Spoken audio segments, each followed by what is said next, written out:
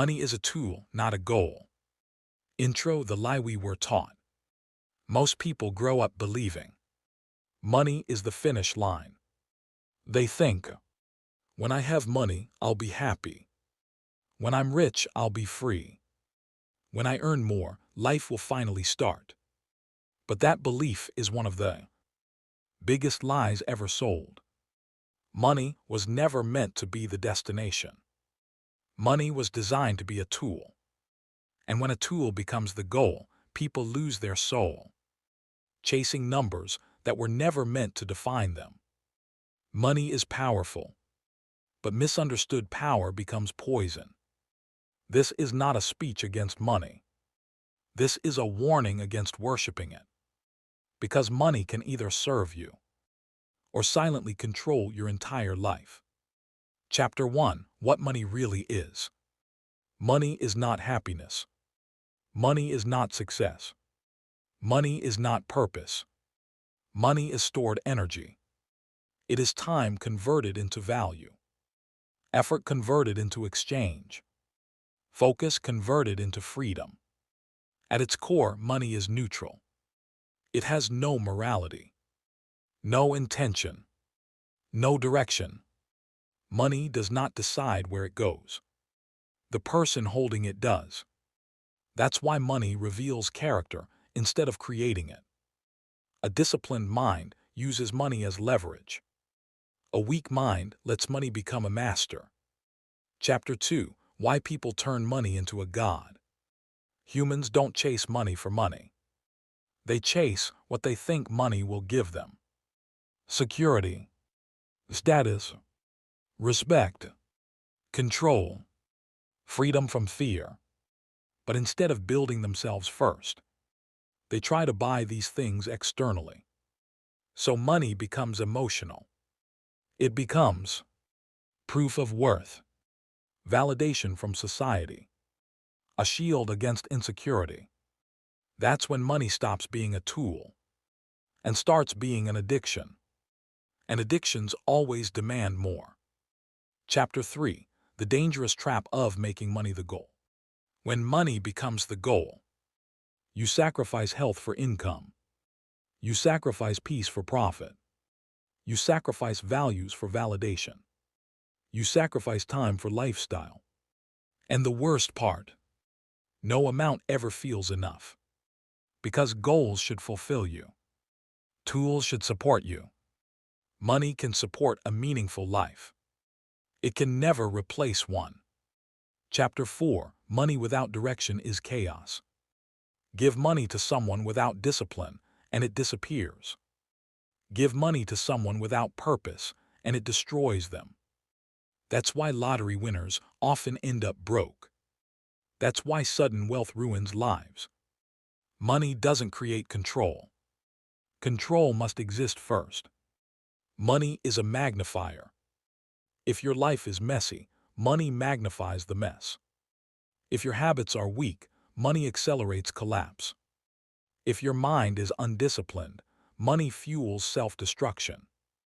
Chapter 5: Money serves clarity, not confusion. Strong people don't ask, how much can I make? They ask, what am I building?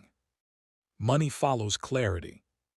When you know who you are, what you stand for, what you're willing to sacrifice, money becomes fuel, not focus.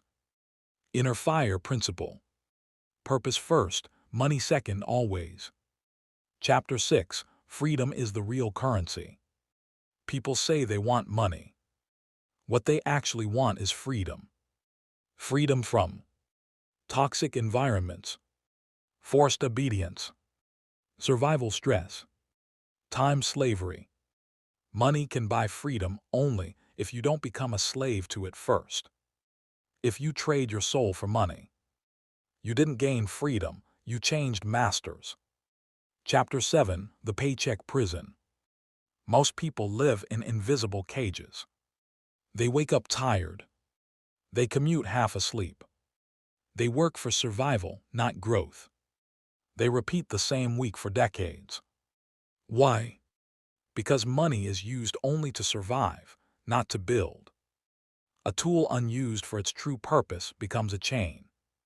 Money should buy time, create leverage, build assets, reduce dependency, not just fund distractions. Chapter 8. The INNERFIRE Money Mindset. Inner Fire movement doesn't reject money. It rejects mindless money. We believe money must serve discipline. Wealth must support growth. Income must align with values. You don't chase money. You become valuable, and money responds. You don't beg for opportunities. You build strength so opportunities seek you. Chapter 9. Money and Self-Respect. There is nothing noble about being broke by choice. But there is nothing honorable about being rich without integrity. Self-respect is built when you earn honestly, you spend intentionally, you invest wisely, you give consciously. Money earned without self-respect poisons confidence. Money aligned with effort strengthens identity. Chapter 10. Discipline comes before wealth. Everyone wants financial freedom. Very few want financial discipline. Discipline is boring. Discipline is repetitive. Discipline is lonely. But discipline turns money into a weapon instead of a weakness. No discipline equals lifestyle inflation. No discipline equals debt cycles. No discipline equals fake wealth. Money respects structure. Chapter 11. Time is more valuable than money. Money can be replaced. Time never returns. If you trade all your time for money, you misunderstood the deal. The goal is not to make more money. The goal is to need less time to survive. That's how money becomes a tool. Chapter 12. Build first, consume last. Weak mindset. Earn right arrow, spend right arrow, repeat. Strong mindset. Earn right arrow, build right arrow, invest, then enjoy. Consumption is easy. Creation is hard. Money rewards creators, not consumers.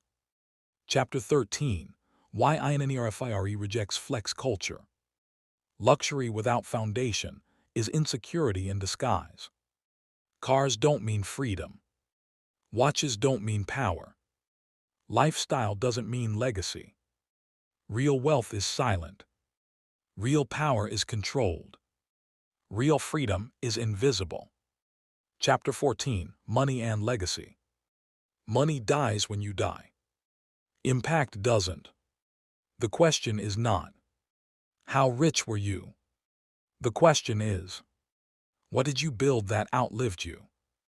Money is only powerful when it leaves fingerprints on something meaningful. Chapter 15. Final Message, Part 1. Closing. Money is not evil. Money is not holy. Money is a hammer. You can build a house with it, or you can destroy yourself with it. The difference is the hand that holds it. If money is your goal, you will always feel empty. If money is your tool, you will always feel in control. Inner Fire Movement Belief. Master yourself first. Money will follow your discipline, not your desperation.